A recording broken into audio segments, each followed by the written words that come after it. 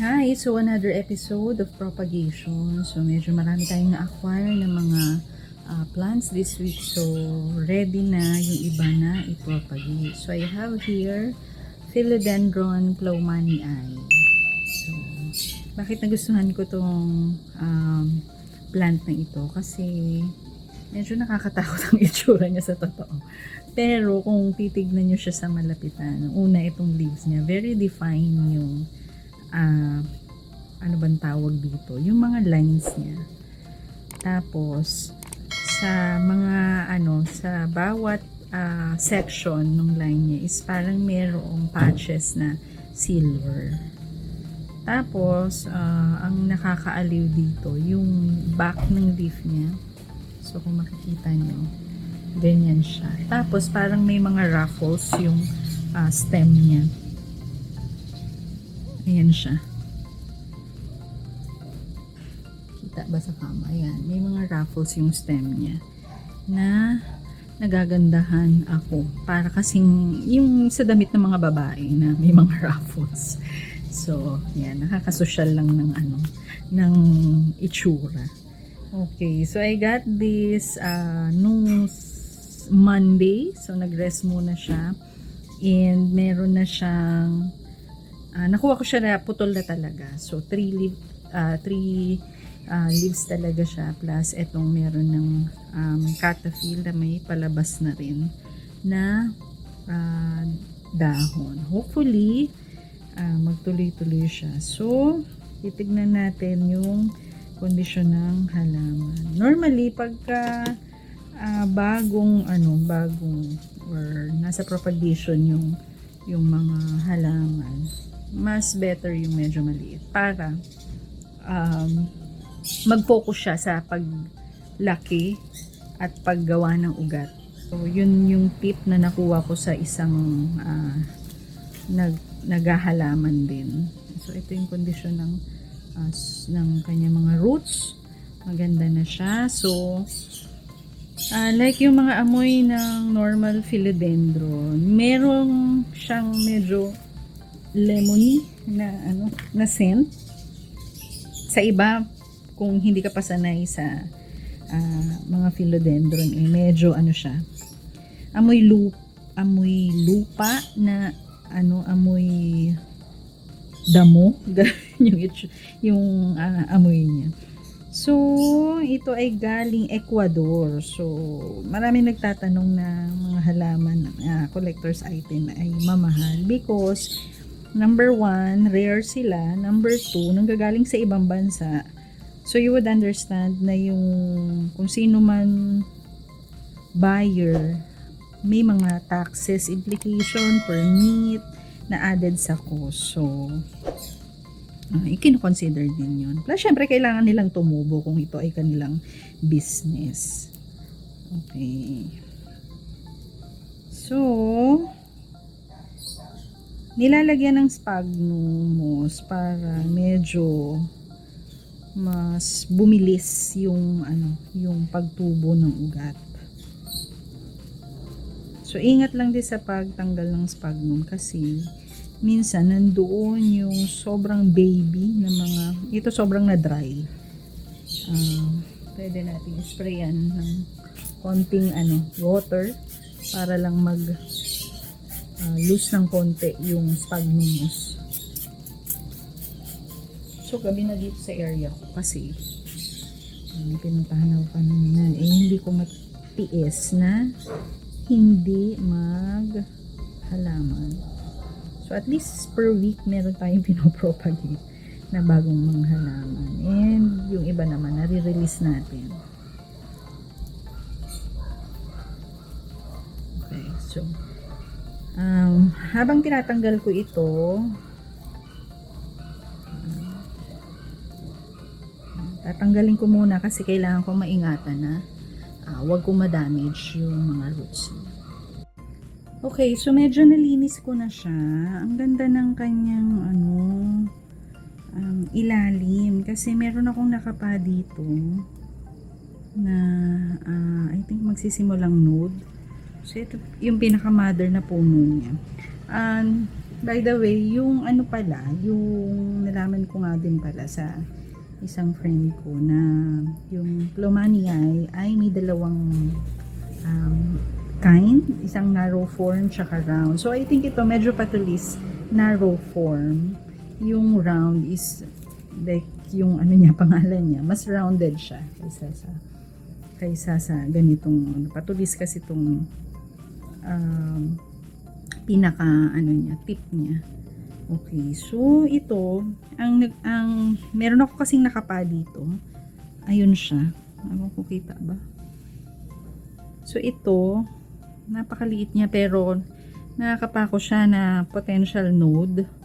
So kung ikaw ay talagang ano, mahilig sa pagpropagate, kakapain mo yung mga node talaga niya. So this one is ayun, 1.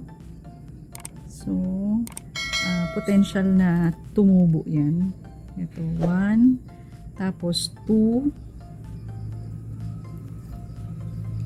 Normally ang node is nando sa parang cut ay yung area na ano, na may guhit.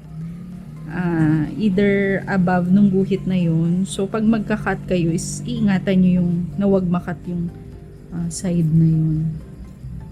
So hindi ako magka-cut per node kasi I want to retain yung buong body niya. And kapag binaon mo na siya sa lupa, normally aangat siyang ganyan. So eventually, pwede mo siya uli i-cut. So 1, 2, this one is potential din. 3. So, yun lang. Okay. So, pag mag-cut tayo, so, itong isang leaf na to, itong nasa taas. Yan. Dito mo na siya ikakat. Ang tubo kasi niya, as you can see, ano, pahaba. So, eventually, kung mas marami na siya, mas malago na siya, you might consider na ganyan kasi siya.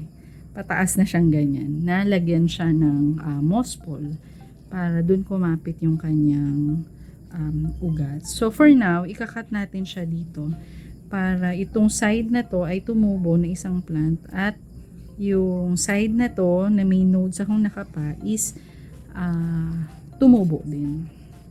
Okay, so nagkakat ko lang. Babalikan po kayo dyan. Okay, so ito na siya. Nakat ko na. Ang bango ng amoy niya.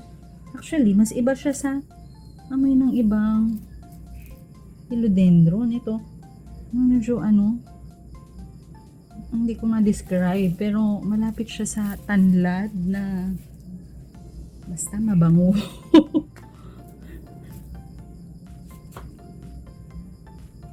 So again, para sa mga nakakita na ng previous video ko, so I'm using plant paste. Nabili ko lang siya online. Para itong ano, pang heal ng ano, ng nakat mo na area. So iwas din siya na mabulok, and ida-dry mo lang siya ng konti para bago mo itanim. So rule of thumb lagi pag nagtatanim, yung cut area is huwag ilulubog sa soil kasi maselan siya sa mga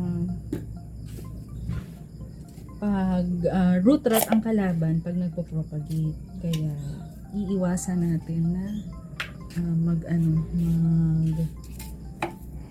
lubog ng mga nakat na area. So i-dry ko lang ng konti. Tapos siguro this area, ito, lalagyan ko uli siya ng sphagnum. Lalagyan ko ng sphagnum para eventually mag-grow din yung roots niya na kagaya nito. Kung ikaw ay gustong mag-propagate uli, pwede siya kasing i-cut eventually. Mas mabilis siyang tumutubo.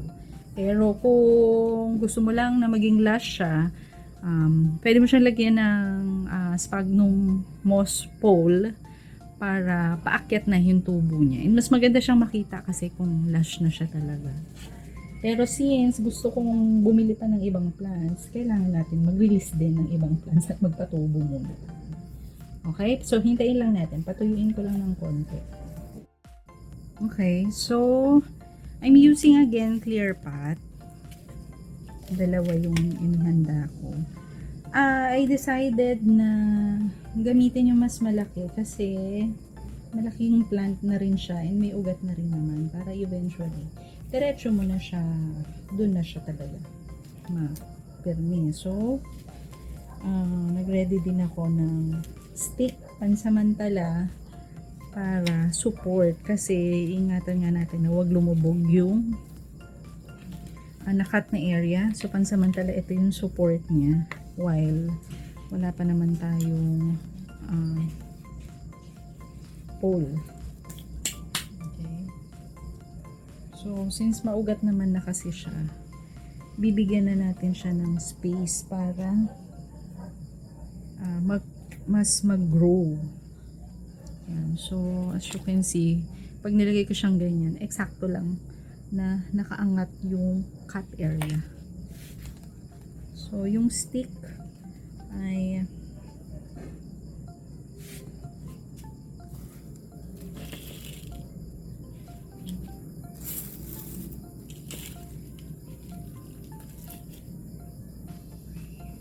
mamaya itong stick lalagyan natin ng tape para steady lang.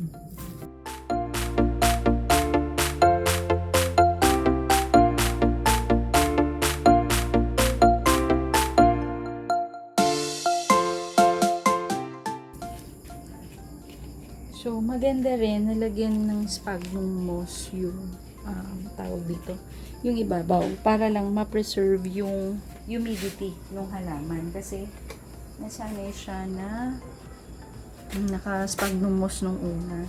So, lalagyan din natin siya ng sphagnum moss.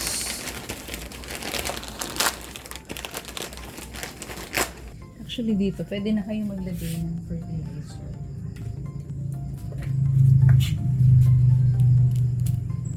So, bigyan nyo na siya ng pagkain. Tapos, to keep lang din yung humidity nung halaman is balutan natin ng sphagnum. I-wet nyo muna yung sphagnum bago nyo ilagay and make sure na na-drain nyo yung water kasi kapag ilalagay nyo rin na hindi na-drain yung water, ganun din mabababad yung yung nakat na area. Ayaw natin ng too dry yung sphagnum, just enough lang na mayroong mag-keep ng humidity doon sa halaman. And makakatulong din ng sphagnum kung may mga areas dyan na may tawag doon yung new natutubo. Makakatulong din siya para mag-help sa root system ng mga bagong tutubo. Okay, so ito yung isa. Ganyan lang siya. So again, meron kayong window to check yung progress ng roots. Lagyan natin na lang mamaya ng velcro. Okay, I think ito hindi natin kailangan ng sige, alisin na lang. Pwede man natin alisin later. Ganyan.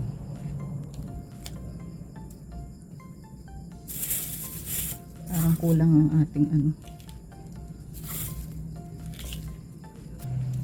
So, ito yung sinasabi ko. May area kasi na kapag naglagay kayo sa ibabaw ng sphagnum,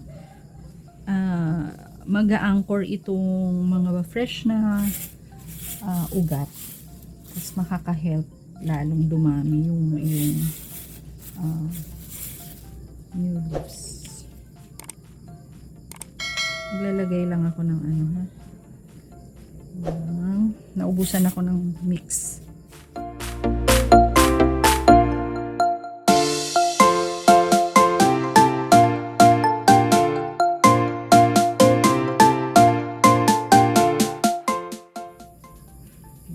Siksik naman natin na mabuti.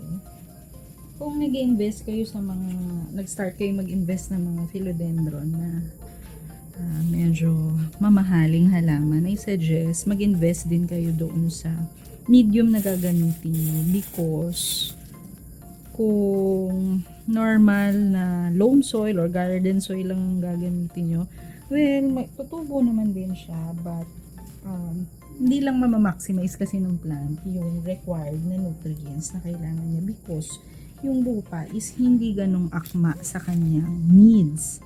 So, I suggest na mag-invest din kayo sa soil mix. So, lagyan na natin siya ng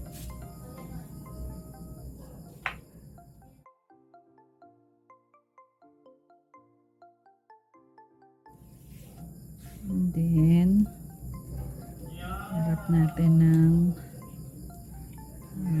sphagnum.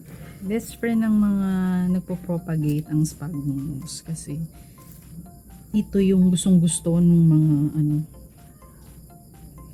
ng mga yung tipong nasa gubat na sila na nag-kick ang tawag doon yung kumakapit sa mga mga lumot-lumot. Tama ba yung term ko? Basta ganun siya. So, yan ang best friend ng mga kasi we want to give the original condition doon sa halaman. So, galing kasi ito sa mga forest na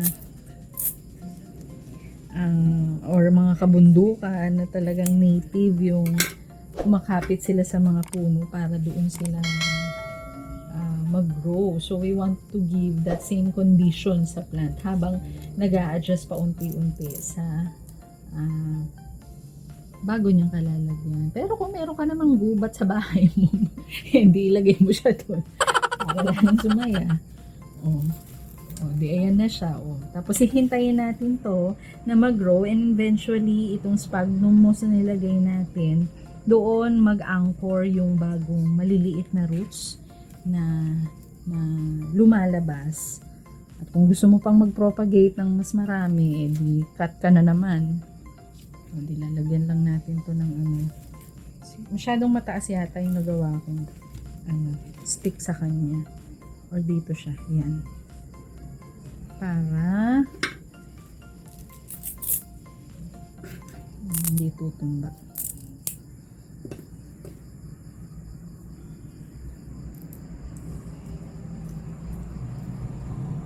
Okay, so nakagawa tayo ng dalawang pot. Again, pag bagong tawag dito, bagong tanim, spray lang muna. Huwag nyo ibabad sa ulan. Huwag nyo paliguan masyado ng tubig. But huwag nyo naman din hayaan na sobra siyang dry para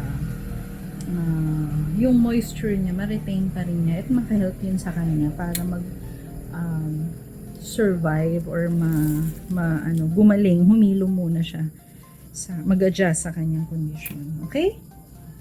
I hope may natutunan kayo sa pag-propagate ng Philodendron plumanii. So, kung meron kayong mga propagation na nagawa before, comment kayo ng mga suggestion nyo na nag-work para matulungan natin yung iba na makapag-propagate din ng mas maraming halaman. Salamat! Bye!